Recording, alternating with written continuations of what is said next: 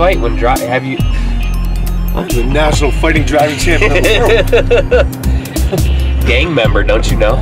What gang is that? The driving fighting gang. Duh. It's like cockfights, but that's your driving. thing. I don't know what this cockfight you're talking about. Roosters. Luchadors. Sounds like you're talking about like sword fighting, crossing streets, you know. Fencing. Is this it? Is this what? It's closer. Hey, there's a McDonald's like. We've made it. There's a McDonald's. It's a weird looking McDonald's. It's over there. This says donation. I saw the big sign. This is Goodwill. That doesn't say donations. That says Donatos. Donatos. For the record, Andy can't read. Reading's overrated. We'll let you guys be the judge. Donations? I'm driving. Or Donatos?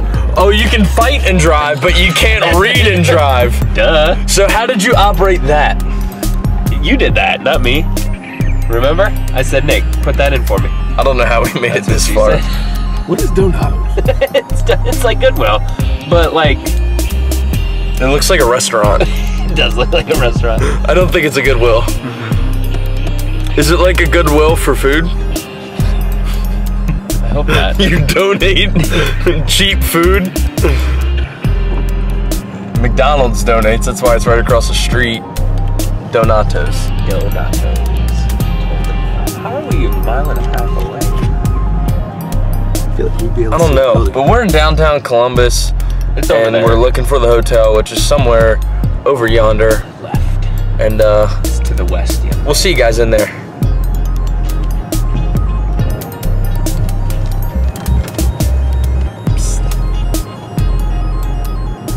Wait, what is this? Defending champion of the United States of America, 6'8", 440 pounds, Brian Shaw. The champ is here! This is getting serious now, Mark. What is going on, everybody? It is Uncle Nick, and I apologize about getting this video out to you so late. I know I had told you that I was going to be shooting for earlier in the week, but real life happens, and here we are. So I'm talking a little bit lower because I actually have a microphone on my phone.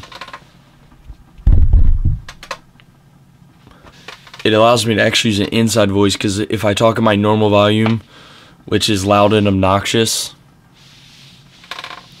it just sounds really loud and obnoxious times 2 or 3. But anyways, guys, so first and foremost, I just wanted to thank Brian Shaw, his wife Carrie, and his son Braxton, and Andy, and the other Brian. So we're gonna have Big Brian, Little Brian. Big Brian's Brian Shaw, Little Brian's Brian Alsrew. Sorry, Little Brian. But I wanted to thank all of them for allowing me to be a part in that Arnold crew. So Andy trains with us on Saturdays, and he is Brian Shaw's coach and his right-hand man come game day. And him and Brian operate on a similar frequency that me and smaller Brian operate on. And it's just cool to watch because I understand. So, because I have a similar relationship with Brian Alsrew. And it was just awesome to see that and see 2 guys of that caliber doing what they do. Andy is so calculated and so technically smart. It's insane. Like, you'll do an event and he will look at the scores and tell you what needs to happen to place in what place. And it's just a reflex for him. And it makes sense as to why him and Brian are at that level, because they're so good at what they do. Brian being an athlete, and Brian's another smart guy. He's so calculated. And that's in his discipline and calculation for what he's doing that day is on another level, and that's why he is as good as he is. But anyway, I just wanted to thank all of you to allow me to be a part of that experience and include me in everything that you guys did. It meant the world, and it was really eye-opening to see the preparation involved with athletes of that level. So I truly thank you guys. It means the world to me, and I literally can't wait for it next year. But Andy, thank you for making this possible and allowing us to come with you and driving. I learned so much from you this past weekend as well. Brian, little Brian, that makes me like tiny. If I'm calling Brian Alger little. Brian, from the bottom of my heart, thank you for being an amazing coach. Brian was there for me every single step of the way. We spent a lot of time together this previous weekend, and me and him operate on a similar level, so I can look at him, and he usually is going to know what I'm thinking in that situation. And to have someone with me through that competition was amazing. I mean, he gave anything I needed. He was on it. When I needed stretched out, when I needed to get warmed up, he made sure I chalk. He made sure like it was there. He did as much work as possible to make sure I did as little work as possible outside of competing, and I couldn't have asked for a better coach. Whether it was stretching, rolling out, anything I needed, he was money. Brian, from the bottom of my heart, thank you so much for just being who you are and making that experience great. And to everyone back home, I can't thank you enough for your support and the faith in me to go and do that. And you guys know who you are, each and every one of you, and what you mean to me and the roles you play in my lives. So to my Never State family, my family, and everyone that's important to me, that supported me on this journey, thank you. Anyways, I finished 15th overall in a class of 34 middleweights. I think there was 2 or 3 200-pounders. Everyone else was 231. Now, how this usually works is usually 231s cut down from 250 or 240. Most 200-pounders usually cut down from 220 or 210. I naturally sit at 200 because that's where I compete, and it works for me. So I weighed in at 210 with wet sweatpants because I had to walk in the rain to weigh-ins, shoes that were soaked, a water bottle in my pocket, a wallet, phone, sweatshirt, hat. That's what I weighed in. Just stepped right on the scale. I was at like 210, something like that. So I finished 15th overall at about 30 pounds lighter than most of my weight class, just about all of my weight class. So I finished 15th out of 34. I'm happy. All right, so the meat and potatoes of this is, first off, we are going to go through my events.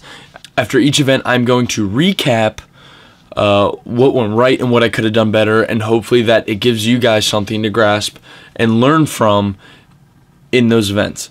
So we're going to move forward here, and we're going to get into day 1, which is the circus dumbbell and the farmers. And then day 2 will be the Husafel stone and the stone of steel. Like I said, I hope there is something that you guys can take from this to make you better competitors, coaches, whatever it may be. Let's get it rolling. Cameras out, guys, because this makes quite a good picture.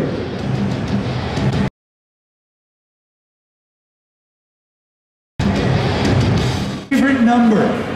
11. Do you know why my favorite number is number 11? Because there's 2 number 1s in it. So you're 2 times number 1, and if you do 11 right here, guys, it's going to give you an extra 1 in that number, because you will have won your category. Judges ready? Athletes ready? Here we go. We want 11. Stable! Stay tight! Good! Everybody seems to be pretty much on their way. Who's got the stamina to go the distance, Pace! consistency, to be able to press all those reps? Because to get to 11, there's absolutely no room for mistakes. Good! Get set! Get set!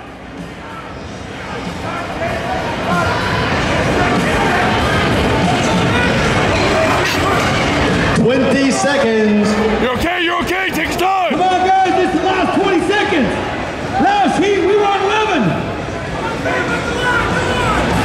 seconds. Good. Gotta go. Gotta go. Time! Alright guys, so that was event 1. That was the circus dumbbell at 175 pounds. I got 6 reps. Now, it went good. I really have no complaints. The only thing that I could have done better was on the 6th rep, I rushed. I missed my first attempt at the 6th rep. It got a little out of its groove, and the circus dumbbell will let you know when it's out of its groove because it'll either go or it won't. It's just how that implement is. But I got a little bit out of the groove. I rushed it, missed it, set it down, cleaned it again, regrouped, took my time, boom, smacked 6 reps. Now, if that would have went correctly and I took my time, I could have probably gotten 7 out of it. But hindsight's 20/20, and I know what I need to do next time. So you either win or you learn. Now we are moving on to the second event of the day, which is the Fatback Farmer's Walk.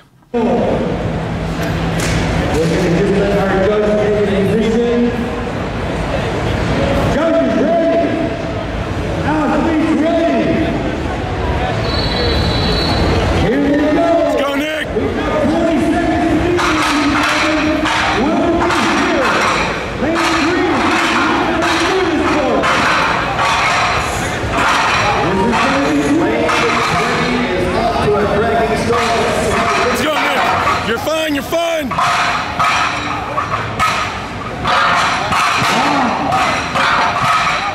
This one performance from USA's Boston Jacobs. Event number 2 of day 1 was the Fatback Farmer's Walk, and I slipped. I messed that one up. So basically, the weight was fine. I didn't lose grip. I picked up 280 in each hand. I was like, I can manhandle this thing. It feels great. And I smoked the first 30 feet, zoomed through my first 4 deadlifts, start running again. Now, where the finish line was for the second set of deadlifts, it was right by the entrance, and they have chalk bowls. That's where you chalk up. Well, it was polished concrete floor, so it's slick to begin with, and now it's got a dusting of chalk, and it made it even slicker. So instead of just full head of steam running, stopping, and deadlifting, because if you full head of steam and set those farmers down, they will slide. So I was avoiding that, and I was trying to slow down, control it, set down, and go right into my deadlifts, because that would have been way faster. So in the midst of trying to slow down, I fell, picked it back up, and continued my deadlifts and the carry. So basically that 3 seconds is what really caused me to drop in placing. I was pretty much tying for 5th or 6th in every event across the board, except for that farmers. And you know what I learned from that, and what I learned from Brian Shaw as well, he talked to me about it, is that go out there and inspect everything. The floor, the implements, the collars, the weights, whatever it may be. Make sure it's squared away. Don't rely on the loaders, the staff, because they're doing their job. They're doing what they're being told to do, and sometimes it's nothing more than that. Nothing against the staff, you know, but on me, I should have been like, hey, this lane's covered in chalk. I'm sure all of them were, but I was on the end lane right by the entrance where the chalk bowls were, so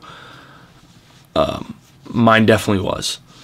And it basically comes down to me making sure my shit's squared away. That falls upon me.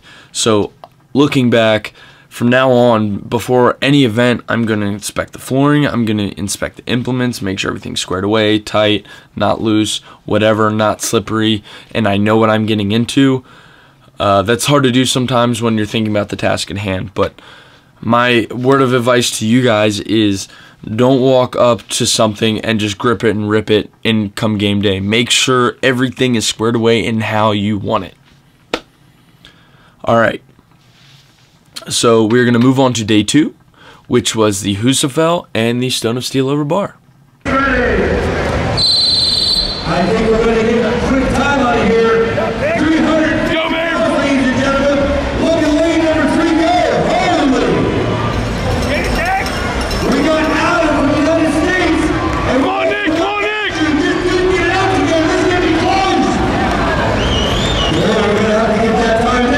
Alright guys, so the Husafell was actually a great event for me. I wouldn't change anything, but just be faster. So by faster, I mean outside of being the obvious, just faster in general, faster on the pick. So these guys picked it fast, and I think it just comes down to them being stronger, and to fix that, I need to get stronger. That's simple. And that's something I can swallow a lot easier than slipping or dropping it, is just I need to get stronger. I know how to change that. That's up to me. So I made up a lot of ground once I picked it. I was trailing these guys and finished probably within 2 or 3 steps of guys that had a half length on me. And I'm fast, so I use that to my advantage to make up some ground. But I was happy with that run. I think it was sub 18 seconds maybe. And I was super ecstatic with that run. So I really can't complain. And that bumped me back up towards the top 15 somewhere. But yeah, I'm happy. I was happy with that run. I did very well. My day 2 was good as I can ask for. So let's move on to for the final event, the Stone of Steel. Go, Nick, come on. There you go. Crush, breath, hips. Take your time. Push the ground. Go, Nick. Crush, hips. Go, go, go. More hips, Nick, more hips. Crush, hips, dude, hips. Yes. Take your time, pace. Let's go, Nick. Crush, hips. Forward. Let's go. Let's go. Let's go. Plenty of time. There you go. Roll in, crush. Hips up. Let's go. You gotta go. You gotta go. Gotta go! Gotta go! Gotta go! 3, 2, 1, time. Alright guys, so the final event was the Stone of Steel, and I actually hit a rep PR with the Stone of Steel. I had only ever gotten it for 3 reps at 330 pounds, and I got it for 5. So I was super happy about that. I don't think I'd change anything, because that was what I had in me that day, and that was more than I expected. So I almost got 6, but my legs started quitting, and that just came down to me being tired, is all that came down to. But I surprised myself with 5 reps. Something about that atmosphere just hit that switch just right, and I was on it. But basically, when it comes to events like the Stone of Steel, where it's reps over a bar, or reps in general, even like the circus dumbbell, find your rhythm and stay in it. And it's easier said than done, because you get tired. But find that pace. Smooth is fast, fast is smooth. Something we say in the military all the time, and something we say at Never State all the time. Smooth is fast. And that embodied my Stone of Steel over bar event. I was smooth, I was precise, and I made sure I didn't make the mistakes I made in the past. So that is a win-win. I couldn't have been happier. I finished 15th overall out of 34 at my first Arnold, 30 pounds lighter than everybody. You either win or you learn, and I learned so much from this competition, and I hope there's something you guys can grab from those 4 events. Thank you for your guys' continued support through all this, and it was just an amazing experience. Thank you to Brian Shaw, his family, Carrie, Braxton. Thank you to Andy. Thank you to little Brian, and thank you to my Never State family and everyone back home. You guys, this would have been impossible without you guys. So, from the bottom of my heart, thank you to each and every one of you. I appreciate it every day. That is all I got for you guys. I apologize there's not more video footage of everything going on. It was my first Arnold. I didn't know what to expect, but next year I'll be a lot better at this, hopefully. So I'll have more for you guys on that regard. So anyways, guys, thanks again. Until next time, guys, get out there, get after it, and embrace the suck.